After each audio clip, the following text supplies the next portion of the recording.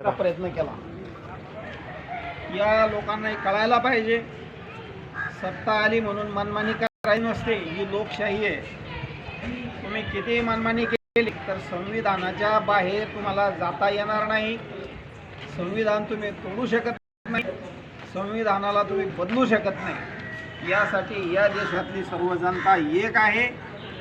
काही दिवस तुमची चालायला लागली म्हणून सर्व तुमच्या हातात आलं, देश तुम्हाला विकला किंवा झालात असं मुळीच नाही। या देशात लोकशाही अतिशय त्याग करून आपल्या राष्ट्रपुरुषांनी आणलेली आहे। तुमचे जे स्वप्न आहे लोकशाही धुळीला मिळवण्याचे, हे कदापिही शक्य होणार नाहीत। देशातील जनता तुमच्या हालचाली सर्व पाहत आहे आणि त्याचे नोंद घेत आहे। रावणाचंही राज्य टिकलं नाही, त्यालाही जावं लागलं।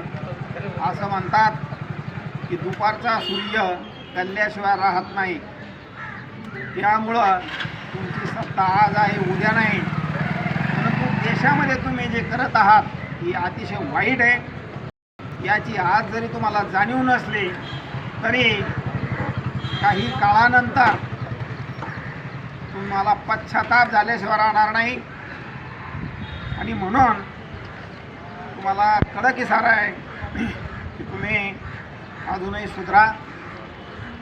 पूर्ण देशामधून या शिक्षण व्यवस्थेच्या विरोधात लोक उभं राहायला लागलेले आहेत। जनतेचा असंतोष आहे आणि तो असंतोष वाढवण्याचं काम तुम्ही करत आहात।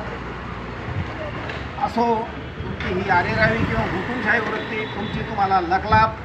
लोकशाहीसाठी, या संविधानासाठी या देशातले सर्वसामान्य नागरिक आम्ही आम आदमी पार्टीचे कार्यकर्ते जीव देऊ, परंतु संविधानाला हात लावू देणार नाही। धन्यवाद। जय हिंद, जय भारत।